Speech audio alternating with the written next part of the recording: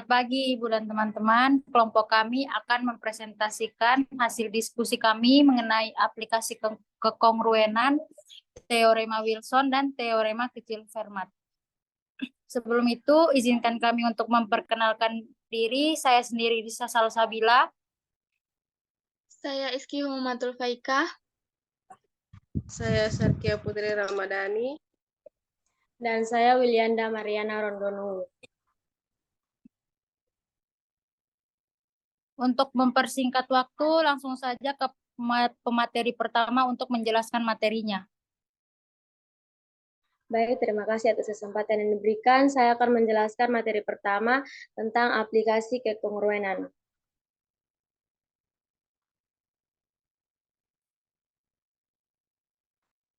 Di sini aplikasi kekongruenan terbagi atas beberapa kasus, yaitu yang pertama uji keterbagian, yang kedua kalender perpetual, yang ketiga itu fungsi asing.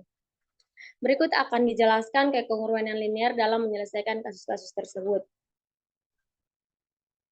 Yang pertama, uji keterbagian. Kita dapat mengembangkan uji keterbagian bilangan bulat melalui dua contoh berikut. Kelompok kami cuma memberikan dua contoh, yaitu yang pertama, uji keterbagian oleh 6. Suatu bilangan bulat habis dibagi oleh 6 jika dan hanya jika bilangan itu habis dibagi oleh 2 dan 3. Contohnya itu adalah 5724, itu berarti 5 ditambah 7 ditambah 2 ditambah 4 sama dengan 18. Karena 3 membagi habis 18, maka 5427 habis dibagi dengan 3. Digit satuannya itu 4, karena 2 membagi habis 4, maka 5724 habis dibagi dengan 2. Karena 5724 habis dibagi dengan 2 dan 3, maka 5724 habis dibagi dengan 6. Contoh yang kedua yaitu uji keterbagian oleh 9.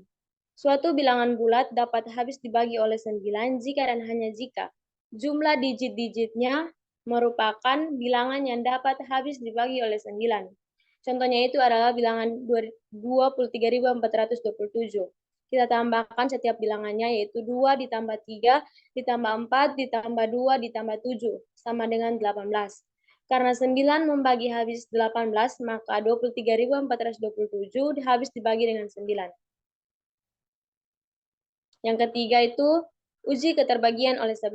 Suatu bilangan bulat habis dibagi oleh 11 jika dan hanya jika jumlah digit-digitnya yang berada pada pangkat genap dari 0 dikurangi jumlah digit-digitnya yang berada pada pangkat ganjil dari 10 dapat dibagi oleh 11. Contohnya itu 567891, yaitu 5 sama dengan 10 di pangkat 0, 6 sama dengan 10 di pangkat 1, 7 sama dengan 10 di pangkat 2, 8 sama dengan 10 di pangkat 3, 9 sama dengan 10 di pangkat 4, dan 1 sama dengan 10 di pangkat 5.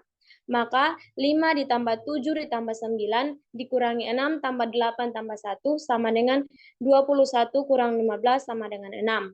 Karena 11 tidak membagi habis 6, maka 567891 tidak habis dibagi dengan 11. Yang kedua itu ada 8583713. 8 sama dengan 10 dipangkatkan 0, 5 sama dengan 10 dipangkatkan 1, 8 sama dengan 10 dipangkatkan 2, 3 sama dengan 10 dipangkatkan 3, 7 sama dengan 10 dipangkatkan 4, 1 sama dengan 10 dipangkatkan 5, 8 sama dengan 10 dipangkatkan 6, maka 8 ditambah 8 tambah 7 tambah 6 dikurangi 5 ditambah 3 ditambah 1 sama dengan 31 kurang 9 sama dengan 22. Karena 11 membagi habis 22, maka 8583718 habis dibagi dengan 11. Yang kedua, kita akan masuk ke kalender perpetual. Yang pertama itu perhitungan kalender. 1 tahun atau waktu yang diperlukan bumi untuk menyelesaikan satu orbit mengelilingi matahari. Tepatnya adalah 365,2422 hari. Dalam kalender sebelumnya, 1 tahun dihitung 365,25 hari yang kurang sesuai dengan waktu satu orbit tersebut. Hal ini berakibat setiap 128 hari kalender Julian ketinggalan 1 hari. Dalam kalender Gregorian diadakan penyesuaian yang lebih akurat dengan cara dalam tahun kabisat bulan Februari berumur 29 hari, yang lainnya 28 hari. Yang kedua, setiap abad yang tidak habis dibagi 400 ditambah 1 hari, atau dari setiap 128 tahun ditambah 1 hari, dibulatkan menjadi setiap 400 tahun ditambah 3 hari. Untuk kemudahan perhitungan awal tahun ditempatkan pada bulan Maret dan akhir tahun pada bulan Februari. Untuk menyatakan hari-hari dalam 1 minggu digunakan aturan. Yang pertama itu minggu digunakan aturan yaitu 0, Senin 1, Selasa 2, Rabu 3, Kamis 4, Jumat 5, dan Sabtu 6. Di bawah ini diberikan teorema utama untuk perhitungan kalender.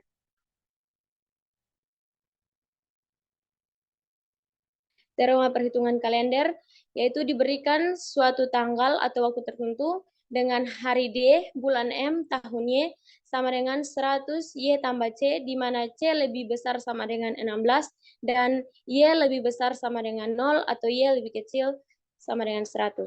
Maka tanggal tersebut jatuh pada hari dengan bilangan hari mingguan yang diberikan dengan formula W sama dengan D tambah 2,6 kali M kurang 0,2 dikurangi 2C tambah Y tambah C per 4 ditambah Y per 4 mod 7. Di sini diberikan contoh, dengan menerapkan teorema di atas akan ditentukan jatuh pada hari apa tanggal 1 Maret 1990, dalam hal ini bulan Maret 1990 diperlakukan sebagai bulan ke-1 tahun 1990. Maka dengan formula pada teorema di atas, kita akan memperoleh hasil, yaitu kita tinggal masukkan rumus yang di atas, yaitu W sama dengan 1 ditambah 2,6 dikali 1 kurang 0,2 dikurang 38 ditambah 90 ditambah 19 per 4 ditambah 90 per 4 mod 7. Sama dengan 1 ditambah 2 dikurangi 38 ditambah 90 ditambah 4 ditambah 22 sama dengan 81 kongruen dengan 4 mod 7. Jadi tanggal 1 Maret 1990 akan jatuh pada hari Kamis. Karena hari Kamis yaitu 4 pada tabel di atas. Berikutnya akan dijelaskan fungsi hashing. Yang ketiga yaitu fungsi hashing. Fungsi hashing adalah sebuah fungsi yang dapat mengubah data menjadi data lain yang memiliki ukuran tertentu. Fungsi ini adalah fungsi satu arah, artinya tidak bisa mengetahui apa data masuk. Masukkan fungsi ini jika kamu belum memiliki data keluarannya. Contoh fungsi hashing paling sederhana adalah sebagai berikut. Data masukan. Kumpulan data angka yakni 57, 9, 28, 24, 88. Fungsi hashingnya penjumlahan dari semua angka. Kita masukkan hasil menjadi 57, ditambah 9, ditambah 28, ditambah 24, ditambah 88, sama dengan 206. Pada contoh di atas, fungsi hashing tersebut akan menghasilkan angka 206 jika data yang kamu masukkan adalah kumpulan angka dari 57, 9, 28, 24, dan 88. Fungsi ini merupakan satu arah. Bayangkan jika kamu hanya mengetahui fungsi hashingnya dan data keluarannya yakni angka 206. Kita tidak bisa tahu apakah data masukannya, walaupun kita bisa mencoba-coba semua kombinasi angka. Tentunya fungsi hashing yang ada tidaklah sesederhana contoh yang ada di atas. Agar hasil fungsi dapat dikatakan baik, fungsi tersebut harus memenuhi tiga kriteria umum ini. Yang pertama ada kecepatan, yang kedua unik, tiga peka terhadap keadaan. Untuk jenis-jenis fungsi hashing, ada banyak jenis fungsi hashing dan masing-masing memiliki kekurangan, kelebihan, serta penggunaannya masing-masing. Namun di antara banyaknya fungsi hashing tersebut, terdapat beberapa jenis yang sering kita gunakan. Yang pertama MD5, yang kedua SHA1, yang ketiga SHA2. Tapi yang paling sering digunakan yaitu SHA2. Berikut penggunaan fungsi hashing. Penggunaan fungsi hashing tanpa kita sadari sangatlah banyak. Berikut ini adalah contoh penggunaan hashing yang sering kita temui dalam melakukan pemrograman sehari-hari. Pertama, mengecek kesamaan. Yang kedua, implementasi struktur data. Yang ketiga, validasi pesan atau berkas. Baik, kita masuk kepada materi kedua, yaitu teorema Wilson dan teorema Fermat kecil.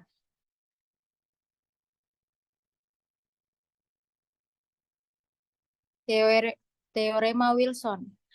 Jika P bilangan prima, maka P kurang 1 faktorial kongruen dengan min 1 mod P. Bukti, untuk P sama dengan 2, 2 kurang 1 faktorial sama dengan 1 faktorial sama dengan 1, kongruen dengan min 1 mod 2. Untuk P lebih besar 2, maka P bilangan ganjil sehingga P kurang 1 bilangan genap.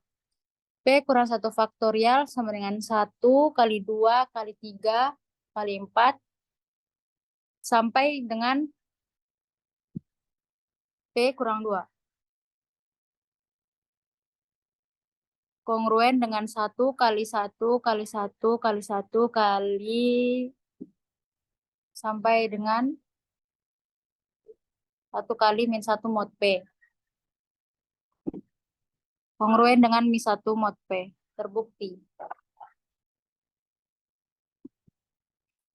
Konvers dari teorema Wilson. Jika P anggota bilangan asli dan P kurang 1 faktorial kongruen dengan min 1 mod N, maka N suatu bilangan prima. Bukti, andaikan P bukan bilangan prima, maka P sama dengan A kali B dengan A, B anggota dari bilangan bulat dan A tidak sama dengan 1 atau A tidak sama dengan P, sehingga A dapat membagi P dan A lebih kecil dari P kurang 1. Karena P kurang 1 faktorial kongruen dengan min 1 mod P, maka P dapat membagi P kurang 1 tambah 1. Karena A dapat membagi P, maka A dapat membagi P kurang 1 faktorial tambah 1. Karena A lebih kecil dari P kurang 1, maka A merupakan salah satu faktor dari P kurang 1 faktorial, sehingga A dapat membagi P kurang 1 faktorial. A dapat membagi P kurang 1 faktorial tambah 1, dan A dapat membagi P kurang 1 faktorial, sehingga A dapat membagi 1. Hal ini kontradiksi dengan A tidak sama dengan 1, sehingga pengandaian tersebut tidak benar. Terbukti P adalah suatu bilangan prima. Contoh. Berapa sisa pembagian dari 40 faktorial dibagi dengan 43?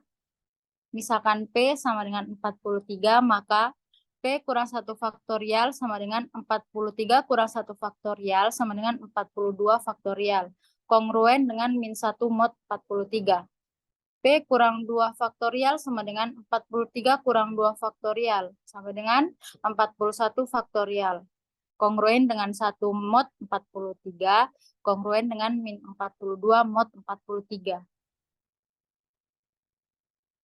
41 kongruen dengan min 2 mod 43, 41 faktorial kongruen dengan min 42 mod 43. 41 kali 40 faktorial sama dengan min 42 mod 43. Min 2 kali 40 faktorial kongruen dengan min 42 mod 43. 40 faktorial kongruen dengan min 42 per min 2 mod 43. 40 faktorial kongruen dengan 21 mod 43. Teorema Fermat kecil. Jika P bilangan prima, maka untuk setiap bilangan bulat positif A berlaku A pangkat P kongruen dengan A modulo P.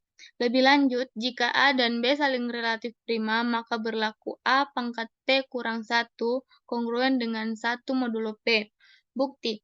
Misalkan A adalah bilangan bulat positif yang relatif prima terhadap P, perhatikan bahwa A, 2A sampai dengan P kurang 1A masing-masing memiliki sisa yang berbeda dalam modulo P.